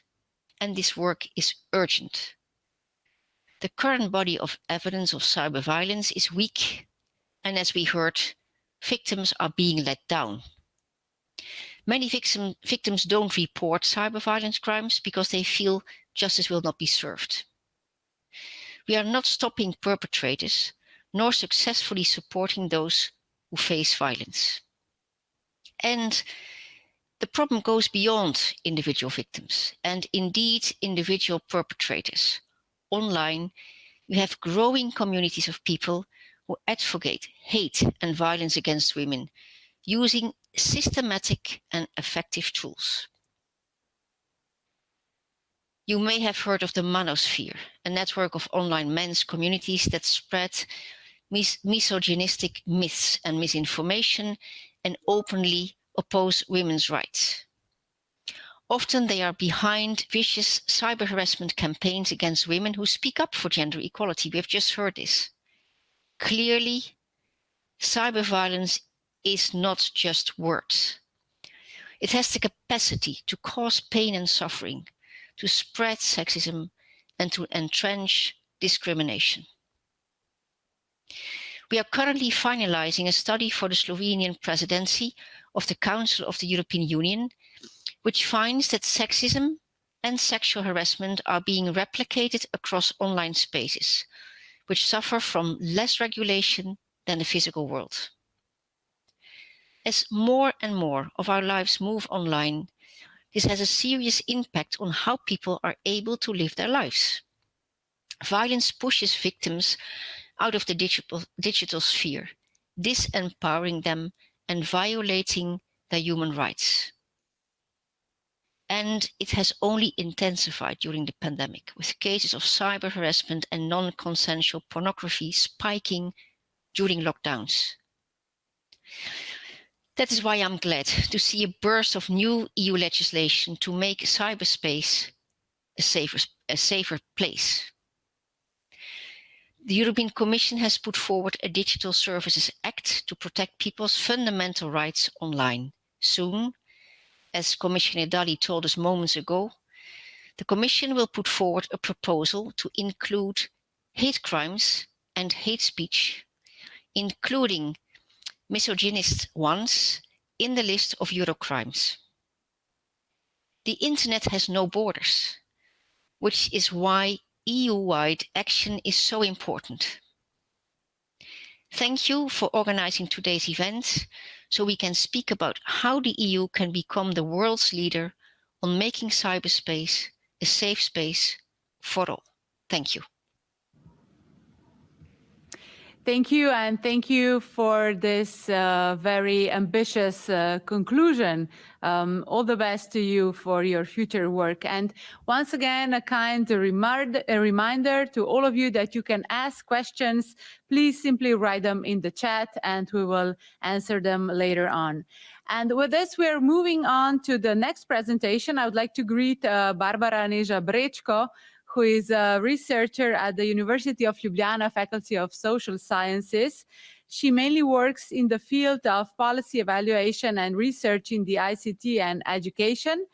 In the last years, her focus is on cyber violence among girls As a researcher and coordinator, she's involved in several projects regarding cyber violence, and we will hear more about the current project called CyberSafe in the next presentation after the video.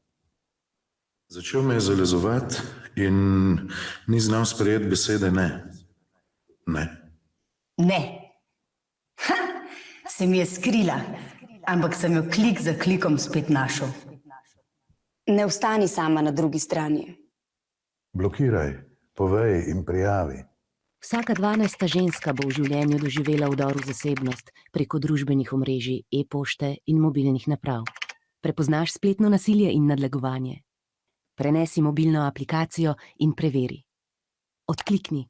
Ustavi spletno nasilje nad ženskami in dekleti. So with this, we're moving to Barbara Neža Brečko. Barbara, hope we can see you soon. Please put on your camera, and we're looking forward to your presentation.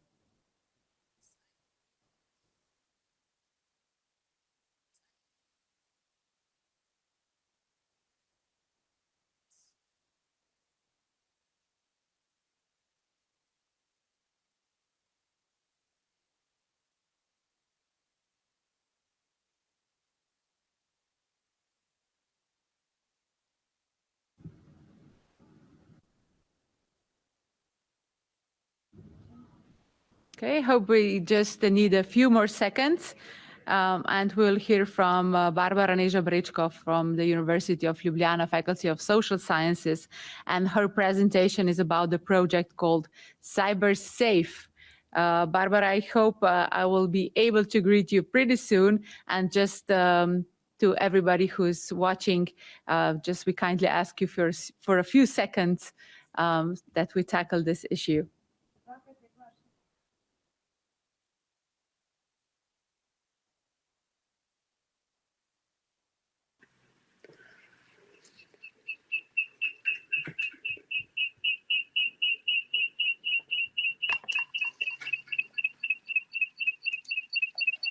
Okay,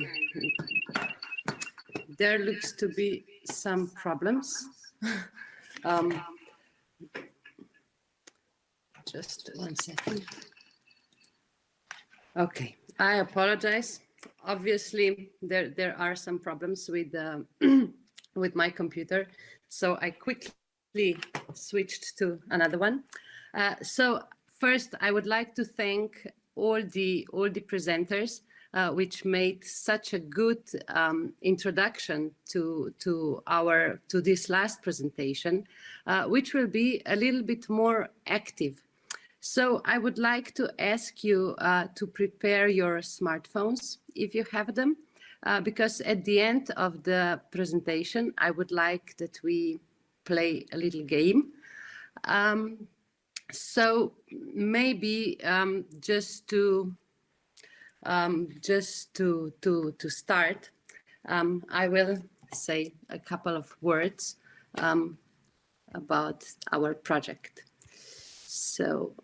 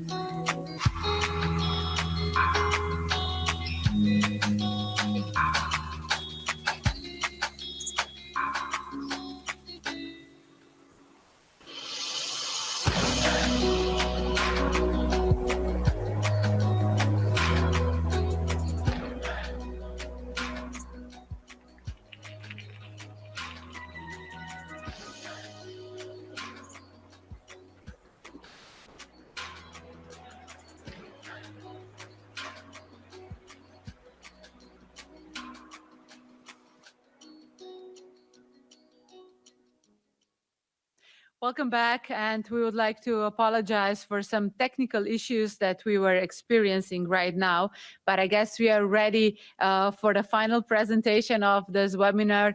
Barbara, I hope I can see you and hear you pretty clearly right now, and I hope that's the case for everybody. So your presentation, once again, here we go. So I just want to make sure, do you see the presentation right now? Yes. Okay, thank you. That's great news. So once again, I will tell you a little bit about the CyberSafe project. This is in fact the project that is right now, it is in the final phase, it is ending. It has started in 2018 and it was planned for 2 years, but due to the corona events, it was prolonged for another year. So in this project, there were 9 organizations from 8 countries, namely Greece, Estonia, Austria, UK, Denmark, Netherlands, Italy, and Slovenia. And we joined together at the project that was aiming at changing attitudes among teenagers on cyber violence against women and girls. And how did we do it? So our focus was on the cyber violence, on the violence that is gender-based. So we included the gender element in the project. Our main target generation was students, both boys and girls, aged between 13 and 16 years old. So what we wanted to do, we wanted to develop an educational tool. We call it a serious game, with which we could raise awareness and encourage and support young people in safe and responsible online behavior.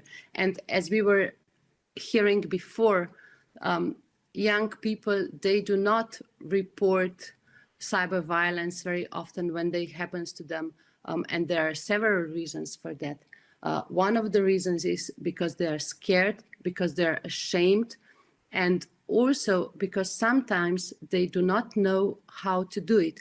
And we also tried to address this issue with this serious game. So now I would like to ask the technician just to show the the teaser, the video about this game, and then I will continue after that.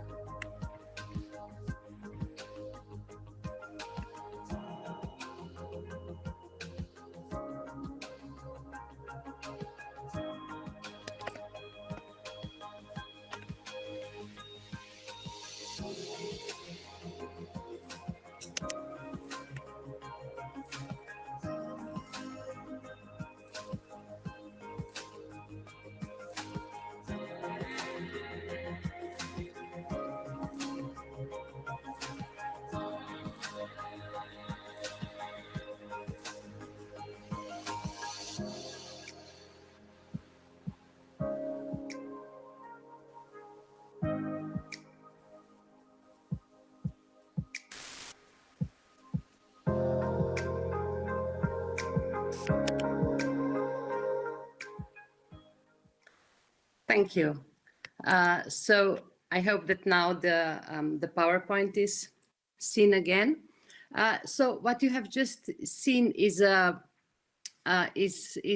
teaser. It's an actual what was actually happening. So a teaser about this game. So just few words before we start to play. How we have started.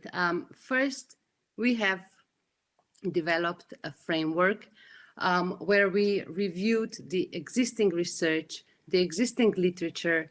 We conducted some studies with focus groups with students where we tried to target the behavior, where we tried to find out what is happening to them, what they would like to see, what would be effective for them. After that, we have developed a curriculum where we described all the steps, all the possibilities, and after that we started developing a tool. We developed the tool within the project. Within the project, we had several experts on cyber violence, of course, also experts which are working on serious games. And after that, the tool was tested. The tool was tested in 4 countries with almost 1,000 students. And after that, we have conducted also the impact assessment, so we could see if the tool, if the game is really doing its job. So its job was to help students to get more awareness, to change also to change behaviors. Of course, we cannot expect a change of behavior in a very short period. A change of behavior, it's a prolonged period which takes some time, but still also in the short time we could see some results. So the main outcome of all of this was the CyberSafe tool. So was this game, and this game is freely available on the internet. Currently, it is translated in 8 languages. And also the guidelines are translated in 8 languages. So those are the languages of the partner countries.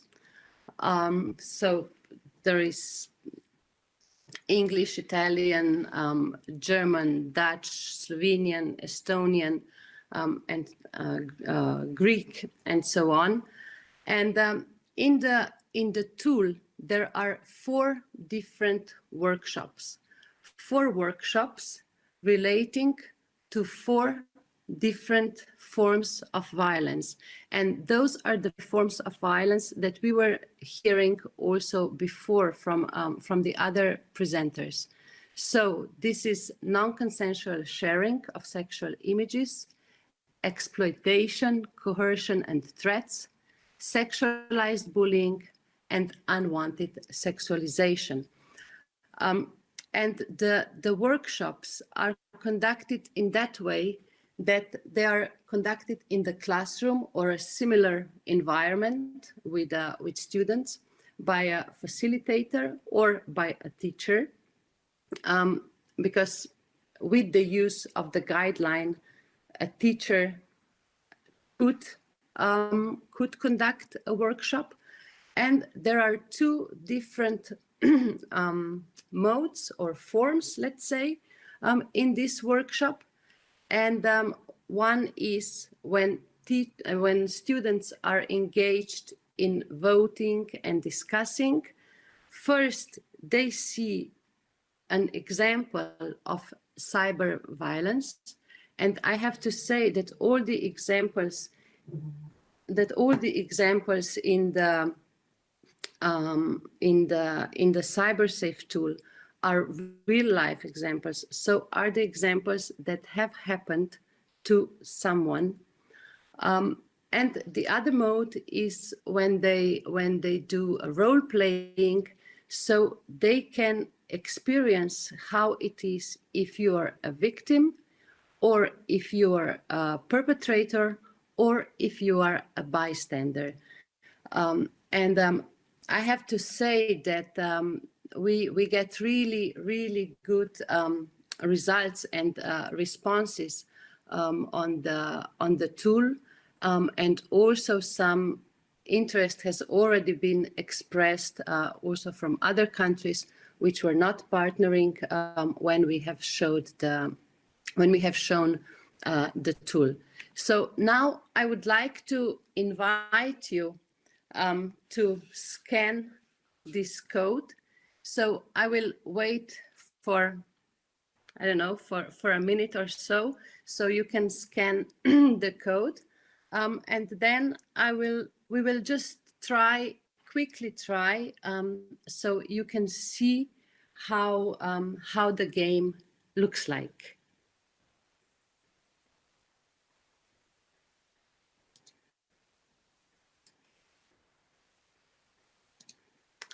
So I hope that you have managed to scan the game, and I will share. Okay, I will share the video again. I will share the.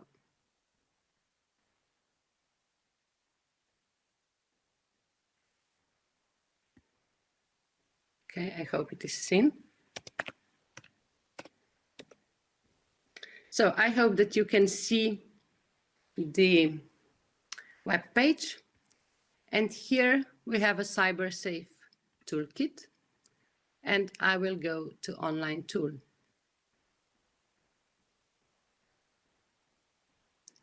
And I will create the workshop.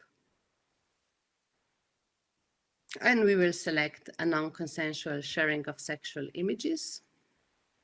We will conduct the workshop in that. So now, if you have logged in, you can now enter, please, the code. What you see. Yes, now I see some of you already. I'm very happy about it. So I will wait a little bit longer if someone else joins us. Okay. We have 5 people joining the session, and I will just start. So right now, you please just look at the monitor. We will go quickly through the story about the sharing of sexual image of a girl without her permission, and what would you do and feel if you were the people involved. We need to tell that all the answers are anonymous. You will be answering some questions. So please feel free to share your opinion. There are no bad or wrong answers.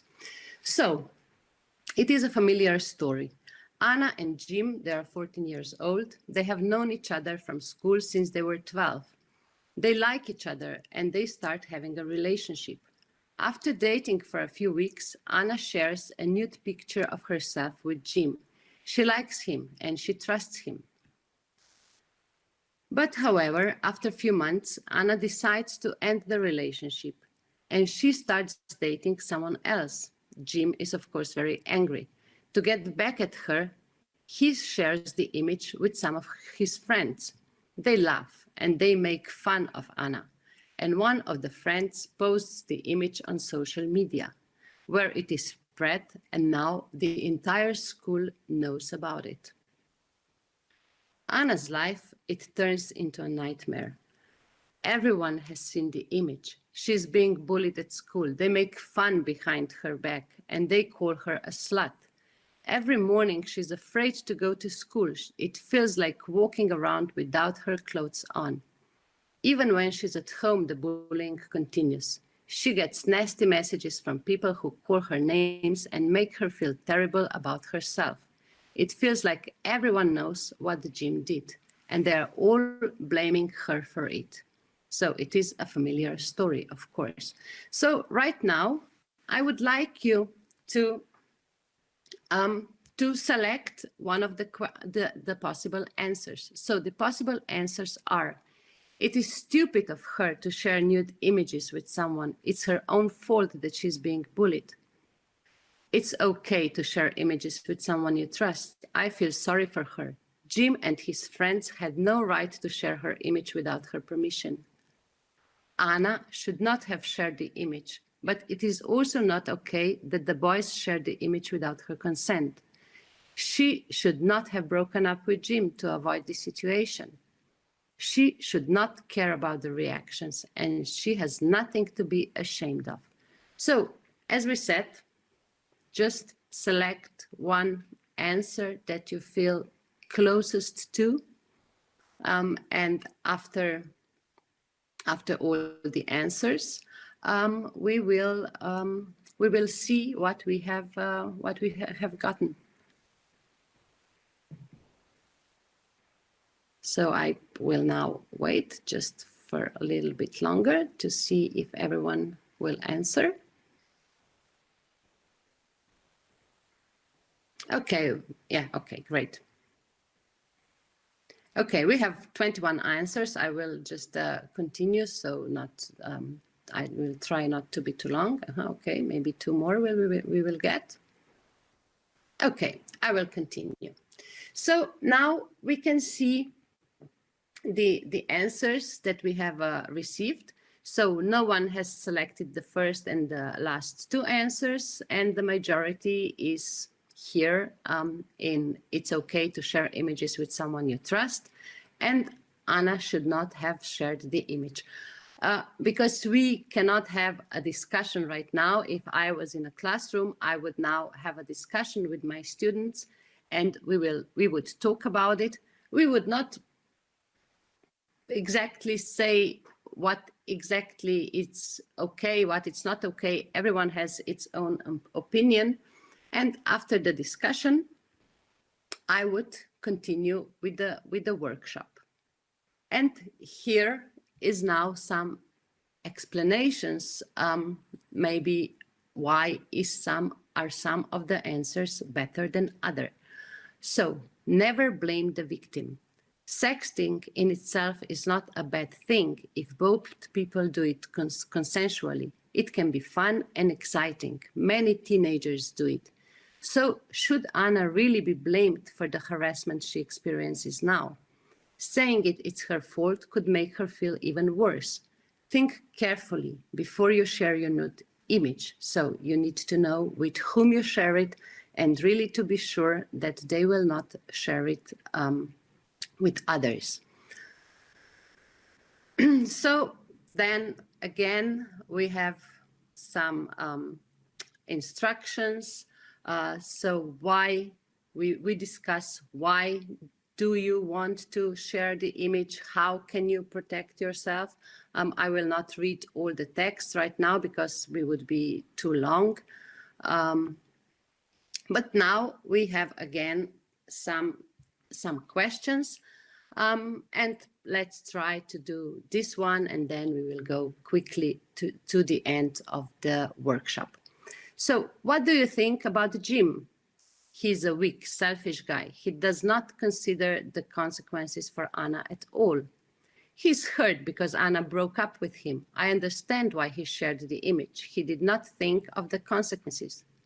I understand that he's angry because Anna broke up with him, but he should have never shared the image because he promised Anna.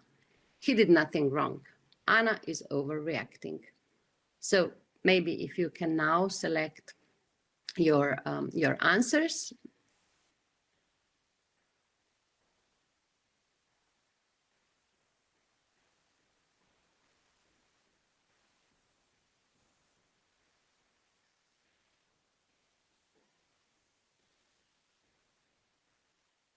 Okay, maybe some more, or we just continue. Okay.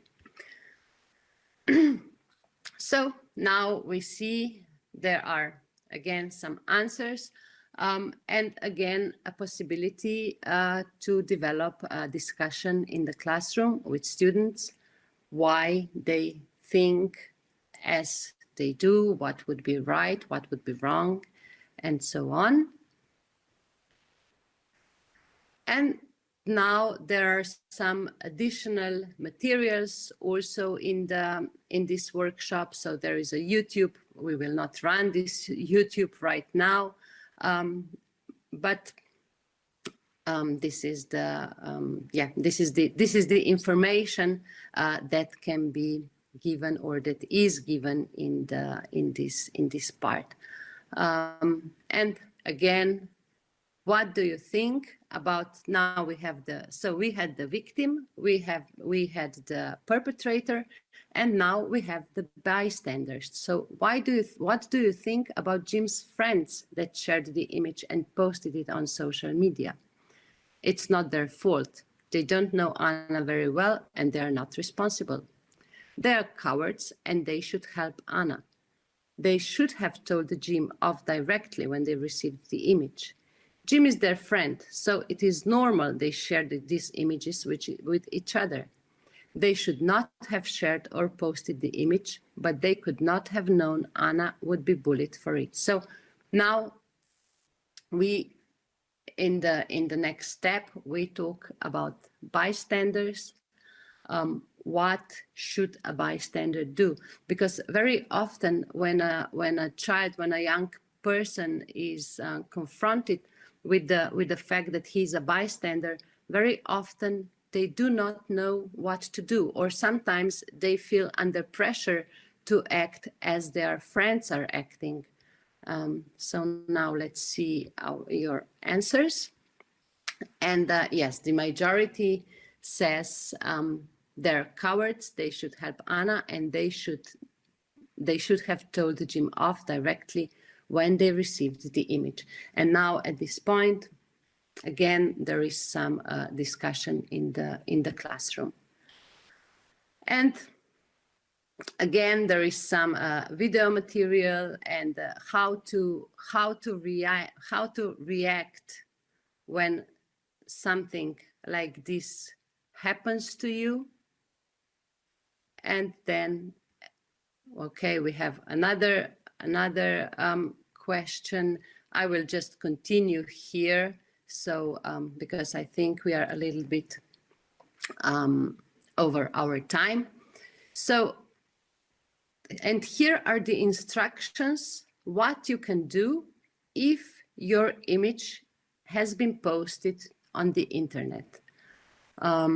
So again, the instructions, again, the possibility of a teacher, of a facilitator to talk to young people about this. And it is really important to stress that they should talk to someone they trust, they should collect evidence, and they should report it. And at the end of the workshop, I will just now also continue. At the end of the workshop is how someone should report, what you should do, and then where you can report your the harassment. So right now here are the reporting options that our partner from the UK has given. So for each country, the reporting options are specific. So this is just quickly the overview of the vote and discuss part of this game. There is also role and play, and I invite you to play with this, to look at the tool and to see how it works in the real life. So with this, I will end this presentation. And thank you for your patience, and once again my apology for technical incompetency. Thank you. Thank you so much, Barbara. That wasn't incompetency. It just can happen. And we're happy that we solved it pretty soon. With this, we are moving to the final part of the webinar, to the discussion. And we already have some of your questions, and you still have a few minutes to ask a question. So feel free to ask the question in the chat. I would like to start with Thordis Elva. We have a question for you. It's a tricky one, and it goes like this. Would you say that gender-based cyber violence is a basis for offline violence, its consequence, or both? That's a great question. Thank you so much. I say it goes both ways, absolutely. A stalker could discover his victim online and begin to monitor her social media and then figure out where she lives and then show up at her door. So it goes from online to offline. But it could also be the other way around, where an abusive spouse, for example, could be physically violent until the spouse leaves, and then he moves on to harassing her online instead because he no longer has the physical access. But as a general rule, I think that people go from words to action. I think very few people go straight out and commit a hate crime. Most people discuss it first and they exchange ideas with other like-minded people who share their violent ideology. And that's usually the trajectory if we look at terrorists, for example, Breivik, who killed 77 people in Norway, and also Elliot Rodgers. Both of them cultivated their hate online and wrote about it and released manifestos before they actually went out and did these horrific crimes. And that's why the Nordic Council of Ministers and the Swedish Defense Agency have had these incel sites where this violent online misogyny is hosted. They've had them monitored and assessed as a terrorist threat and as a threat to national security, because words on the internet are not just words. They can be an incitement and a call to action for people with radical ideas to carry out atrocities that seed hate and undo the social fabric of our societies. I hope that gives some answer to the question. It absolutely does. And thank you once again for reminding us that it's never just words. Just another question for you before we move on. If you could prioritize just one solution to decrease gender-based violence, what would that solution be? That's a massive question, isn't it? It's the magic wand question. If I had a magic wand, how would I fix this? Well, I think that violence against women and girls is rooted in the notion that they're not equal to men, that they're less entitled to jobs, to power, to media spotlight, to influence, to economic assets, to political office, and even to the right to decide over their own bodies. So that's obviously the ideology that fuels violence and oppression of women. So obviously, if we were to fix that with our magic wand and create a gender equal world where men and boys believed in that notion, much of violence against women would automatically be uprooted simultaneously, because it is a consequence of this way of thinking, of this gender unequal way of thinking. But if I could fix just one thing in the physical, like in the material sphere, I think that criminalizing making a profit off violence against women online, that would be my main priority, because while it's profitable and lucrative to host various violence against women, then the richest and most powerful and influential companies in the world will not have the incentive to actually become part of the solution and counter this problem. So while it remains something you can make enormous money from, then I think that unfortunately we will still see violence against women. So I think those are my two priorities. Fix gender equality, make that the norm, and stop making violence against women such an enormously profitable industry. Mm-hmm. That was a great answer. Thank you so much. I'll just take this and to move to Karlin Scheele. You've touched upon the issue that it's really challenging to tackle the cyber violence against women and girls in the EU, despite its growing prevalence. Why do you believe that's the case? What are the specific challenges when it comes to this particular form of violence? As I mentioned, you touched upon that already, but just maybe to say it once again and to state it very clearly. Yes, and thank you for this question. And well, we see that there's many challenges, unfortunately, including on data and definitions, as I already said in my intervention. So cyber violence against women, it remains underreported in the European Union, and there's a significant lack of comprehensive data. And also there are a great variety of legal and statistical definitions of cyber violence, and it varies it has various forms across the EU member states. And another issue is, and this is really relevant, that where there's definitions, legal and statistical ones, definitions of cyber violence, they often lack a gender component, which makes it impossible to collect data on cyber violence against women and girls, and to therefore capture the number of offenses committed against women and girls. And in several member states, data is not disaggregated by sex and age of the victim or the perpetrator, and the relationship between victim and perpetrator is not recorded. And as you can understand, this leaves out critical information on the gendered nature of cyber violence. And this lack of disaggregation by age of the victim prevents member states in the European Union from collecting meaningful data on those forms of online violence that in particular target young people, such as cyberbullying, non-consensual image, or older women.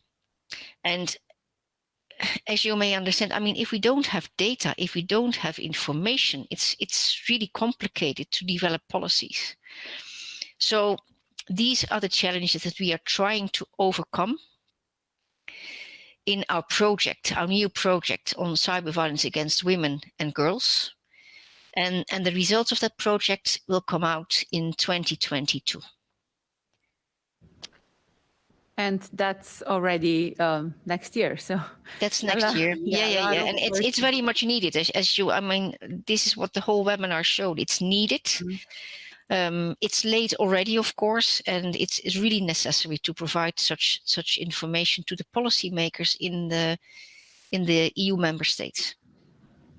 That's absolutely the case. Barbara Neža Brečko, we heard about the problem of lack of data, lack of research. Do you know, are there any plans in the following years to conduct a research on the prevalence of cyber violence during the COVID pandemic? We have just another burning issue right now with this pandemic. Yes, there is a great lack of data. So in fact, there was one study conducted. This is a Keynote study. So it is about children in COVID situation. It is about children aged between, I think, 12 to 18. And there are also some questions about cyber violence, but they're not so, they're formed a little bit differently as we researchers who want to have some more concrete numbers that we would want. But there is something, and we will be able to see from there if there was more cyber violence in the pandemic time as it was before, and it shows, as far as I know, it shows there is an increase in cyber violence, but right now about the concrete numbers, it's a little bit difficult for me to talk. And I know that they would like to do another round of this research, but I don't know when it will be, when it will happen. For another studies, I really unfortunately don't know. So we had the last quite big study was as a part of Click-Off project, where we conducted a big study among 5,000 young people, but of course that was before the corona times. We really appreciated your presentation with the toolkit. What will happen with the project after it comes to an end? Do you plan any activities to promote these tools further on? Yes. In fact, we plan to promote it. We have another project.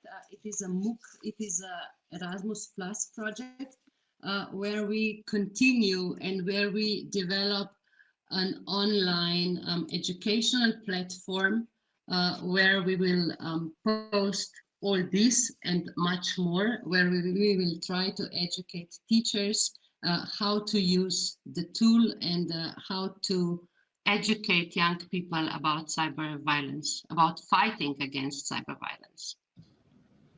Yeah, please don't stop. It's really important to work on. Thank you, Barbara.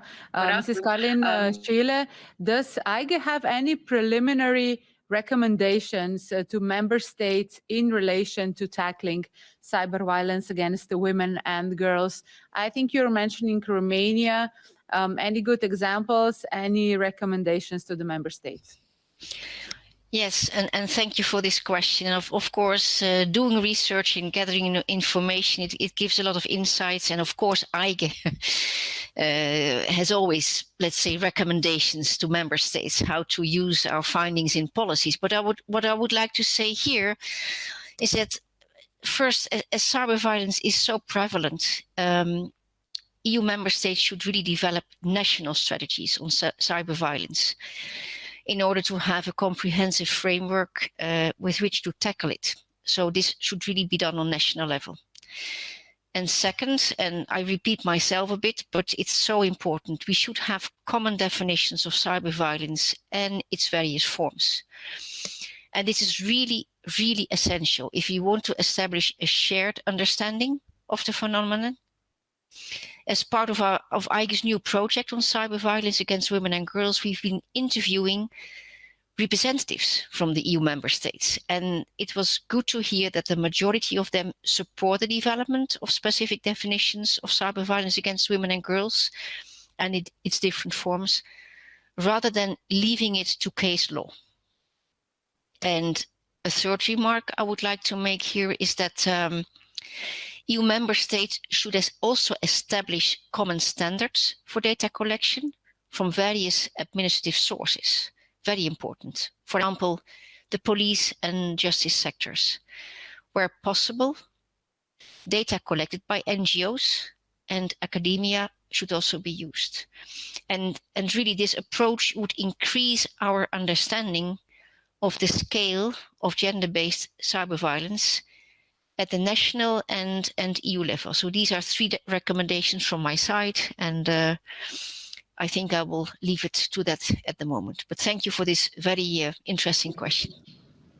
And thank you for a very specific answer. I do appreciate that. Thordis Elva, I would like to wrap up with you, maybe on a bit positive note, if that's the case. I'm not really sure, but you know, with artificial intelligence, we kind of see how it improves and how it's doing increasingly more tasks that used to be assigned to humans. Do you believe that the artificial intelligence can be instrumental in combating hate speech? Yes and no. I do think it's good that we are seeing developments in that area, and I do think that they are serving their purpose to some degree, but I'm also very skeptical because I know its limitations. Just to tell you personally, one of the most common forms of hate speech that I get due to my gender is from men who say, "Make me a sandwich." That's something that they write commonly to me online. It's just to remind me that like a woman's place is in the kitchen, and it's a hateful form of speech in the same manner that if a white person were to say to a black person, "Pick me some cotton," it would be built on this hateful and repressive past.